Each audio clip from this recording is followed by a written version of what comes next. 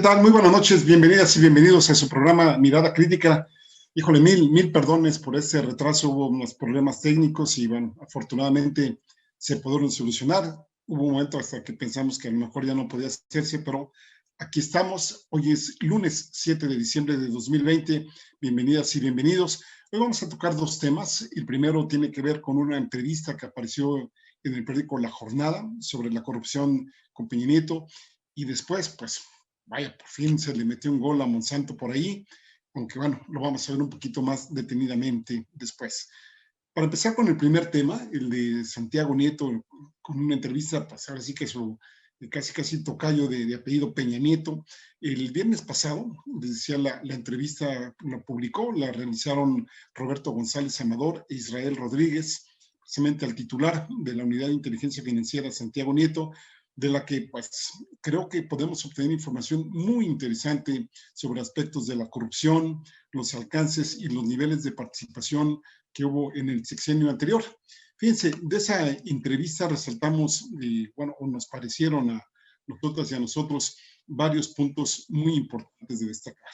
El primero de ellos es que hace 2 años, cuando asumió la titularidad Santiago Nieto, pues él dice que la Unidad de Inteligencia Financiera servía para fines políticos, de presión a los políticos opositores al gobierno de Enrique Peña Nieto, bueno, e inclusive de otros sectores, y era un mecanismo de extorsión, podemos decir de chantaje también, que se complementaba con elementos del entonces CEIDO, lo que es la Subprocuraduría Especializada de Investigación para la Delincuencia Organizada, que, bueno, estos elementos, algunos de ellos están actualmente en prisión, es decir, están privados de la libertad, y pues se utilizaba la información precisamente de esta unidad de inteligencia financiera, pues para actividades que, pues les decía, eran desde fines políticos, pero también hasta económicos, es decir, que los chantajeaban también pues para sacar dinero, porque principalmente, digamos, en las personas que no tenían que ver con la política, pues ahí se les extorsionaba económicamente,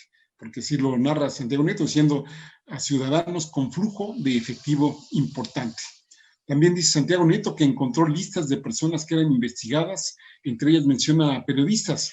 Se hacía, les decía, pues, un uso de esa institución económicamente, políticamente, de presión, y pues hasta dice que llegaron a presentarse denuncias ante la Procuraduría General de la República y que una buena parte de los datos que se hacían públicos en un momento dado para atacar a algún opositor del régimen, pues corresponde precisamente a la información que tenían ahí en la unidad de inteligencia financiera.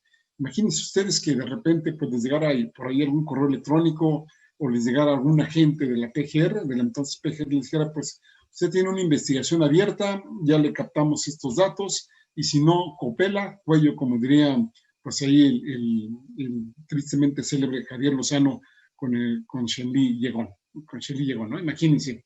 También Santiago Nieto habló del desvío de recursos públicos del gasto social a través de lo que conocemos como la estafa maestra, que es el desvío vía universidades estatales, pero también desvío de recursos de gobiernos estatales al Partido Revolucionario Institucional, en lo que se llamó la Operación Zafiro, los sobornos pagados por Odebrecht, esta empresa brasileña muy famosa en este campo, para financiar precisamente campañas presidenciales, en este caso pues del PRI en el 2012 por lo menos. Y nos dice Santiago Nieto que todos estos casos no hubieran podido hacerse sin la aquiescencia, es decir, sin la aprobación o la instrucción de personas encumbradas en el poder. Pues quienes estaban en la cumbre del poder en ese entonces, pues Peña Nieto y su séquito de secretarios de Estado. Y dice Santiago Nieto, mi hipótesis, evidentemente, es que en todos los casos Enrique Peña Nieto estaba enterado, en razón de que en un sistema presidencial como este, pues no había posibilidades de que no tuviera conocimiento de esta corrupción a alta, bueno, yo diría altísima escala que tuvimos en México, no solo en Sedesol, no solo en Sedatu, como pues ahora vemos precisamente con Rosario Robles, sino también en Petróleos Mexicanos y la Secretaría de Comunicaciones y Transportes, entre otras dependencias.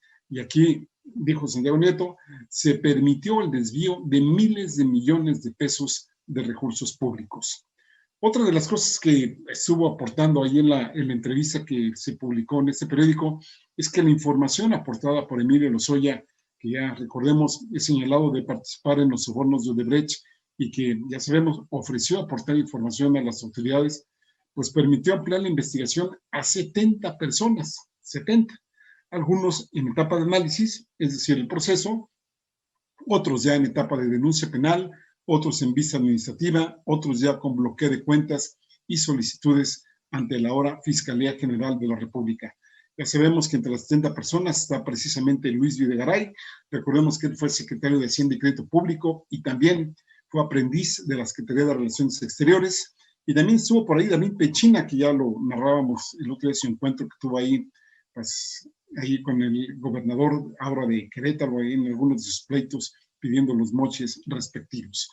Y pues recordemos que Pechina en ese momento era senador durante la discusión de la reforma energética y director del Infonavit en el último tramo de Enrique Peña Nieto.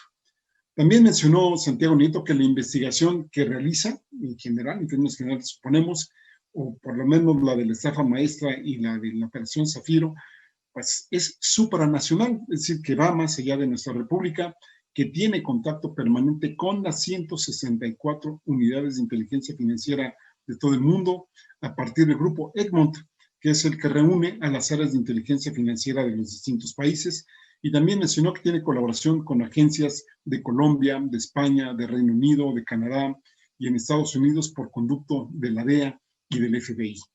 Otros aspectos interesantes que mencionó Santiago Nieto es que, bueno, esto ya lo sabíamos, pero pues aquí lo reafirma más, que la corrupción era, yo diría, es sistémica y los diseños institucionales para combatirla era, y esto sí lo dice él, era y siguen siendo en gran medida insuficientes. Esto es bien importante de recalcar. A 2 años de gobierno no se han roto todas las cadenas que nos llevan a combatir eficientemente la corrupción, porque ahí hay muchas personas que estaban enquistadas desde años anteriores y desafortunadamente ahí siguen estando. También Nieto, Santiago me refiero, habló que el Sistema Nacional Anticorrupción tiene carencias en cuanto a la vigilancia del uso de los recursos por parte de servidores públicos, y eso también hay que subrayarlo, y de su entorno cercano, es decir, familiares en primer o segundo o tercer niveles. Y dice Santiago Nieto que ahora van contra la corrupción, tanto a gran escala como en los casos pequeños. Puso como ejemplo que se han enjuiciado a exgobernadores, el congelamiento de cuentas de personas vinculadas con el ejercicio público, el haber obtenido órdenes de aprehensión contra exsecretarios de Estado y también gente vinculada con el poder. Y aquí hizo la aclaración de que anteriormente, como ya mencionábamos al inicio, el trabajo de la Secretaría de la Función Pública o en la PGR estaba relacionado con personas, fíjense cómo lo dicen, de escasa importancia en la estructura orgánica de las instancias de gobierno. Quiere decir que ahí pues ponían ahí el 11º mandamiento de la Biblia, que es cuidaos las espaldas los unos a los otros, es decir, entre el núcleo principal de ellos. Y Nieto, Santiago, habló de que pues, han presentado denuncias, además de las de Lozoya y Rosario Robles, también en contra de Gerardo Ruiz Esparza, el secretario Socavón, que pues que en paz descanse, ya murió él, pero que en estos casos dijo pues Santiago Nieto que se había presentado la denuncia ante la Fiscalía General de la República y aún ante su muerte continúa la investigación en contra de sus familiares y sus círculos más cercanos. Y también habló de los expedientes contra exgobernadores y citó a Javier Duarte, César Duarte y a Roberto Sandoval, ¿se acuerdan ustedes? De Nayarit, con su fiscal hiperfamoso que está ya preso en Estados Unidos. De la estafa maestra dijo pues, que primero se habían encontrado 105 contratos que fueron puestos a disposición precisamente de la Unidad de Inteligencia Financiera por la Secretaría del Bienestar, que también han trabajado con la CEIDO, 43 contratos en los que se puede ver la misma tipología, el mismo modus operandi. Generación de empresas fachada que son subcontratadas por universidades para obtener dinero. Imagínense ahorita, pues yo me voy al registro, a la Secretaría de Relaciones Exteriores o donde sea, la Secretaría de Economía, la verdad es que no sé dónde, pero pues ahí digamos, se registra una empresa determinada a nombre de X persona. Recordemos que ahí han usado nombres inclusive de personas muy humildes que no tienen, bueno, pues no están y no tienen por qué estar al tanto de cómo se dan las cosas en la política nacional. Entonces, imagínense ustedes cuántas personas ahí tienen empresas que circulan millones de pesos y ellos ni por enterados, ¿no? Entonces ahí pues están estas empresas que a su vez son subcontratadas por las universidades para obtener dinero. ¿Por qué vía las universidades? Porque hay convenios de que entre organismos gubernamentales no necesariamente hay, digamos, procesos de licitación, sino básicamente convenios de colaboración. Entonces, pues todo este dinero iba a campañas electorales y patrimonio de los servidores públicos. Ahí Santiago Nieto mencionó a Emilio Cebadúa, que ya sabemos que ahora pues, quiere ser un testigo colaborador. Habló de Ramón Sosamontes, al que por cierto el otro día vi en una entrevista radiofónica donde negó absolutamente todo. Él no estaba al tanto de estas cosas y le echó la culpa exclusivamente a Emilio Cebadúa. Y también Santiago Nieto mencionó a Rosario Robles, sobre todo en tiempos de la SEDATO, es decir, de la Secretaría de Desarrollo Agrario, Territorial y Urbano, que por cierto ahí mencionó que había una investigación por la venta de terrenos federales a particulares a bajo precio en Puerto Peñasco, Sonora. Pero les decía, la estafa maestra no se circunscribe a la Sedesol o a la SEDATO. Se habló de Pemex, que también se dio el mismo proceso de la estafa maestra. ¿En tiempos de quién? De Lozoya. Esto no quiere decir que en otras administraciones no las haya habido. Por lo menos estas son las que se están, pues ahora sí que ventilando públicamente. Y fíjense, dijo de Lozoya que él había recibido a Petróleos Mexicanos, que en su administración, cuando él llegó, cuando Emilio Lozoya llegó, Pemex tenía pérdidas anuales de 40,000 millones de dólares, es decir, muchísimo dinero. Pero que Lozoya dejó a Pemex con pérdidas anuales no de 40,000 millones de dólares, sino de 100,000 millones de dólares, y lo calificó como la peor administración en la historia de Pemex y que era una política encaminada a destruir a Pemex como empresa pública para beneficio particular de la gente relacionada con el presidente Enrique Peña Nieto. También habló del SME, es decir, del Sindicato Mexicano de Electricistas, donde citó que había denuncias de la Secretaría de la Función Pública y en la Fiscalía General de la República por temas vinculados con corrupción política, por el regalo que hizo Luis Miranda, ex titular de la Sedesol, exdiputado y muy cercano colaborador de Enrique Peña Nieto, que le hizo regalos al SME de inmuebles que eran propiedad precisamente de la Comisión Federal de Electricidad. Y también habló del lavado de dinero de factureras y de empresas de outsourcing. En cuestión de lavado de dinero, mencionó que en varios puntos de la República, citó el caso de León, Guanajuato, donde empresas mexicanas relacionadas, fíjense ustedes, con ciudadanos asiáticos, reciben dinero en efectivo para mandarlo a China en cantidades exorbitantes. Puso la cantidad de 325 millones de pesos, por lo que planteó la necesidad de aplicar mejores mecánicas para combatir el lavado de dinero en todas sus expresiones en el país. Y también habló del caso del fútbol, donde, pues, por cierto, ahí déjenme hacer un comercial, ayer ganaron los Pumas, algo que no se creía. Bueno, ¿para qué negar que somos universitarios 100%, no?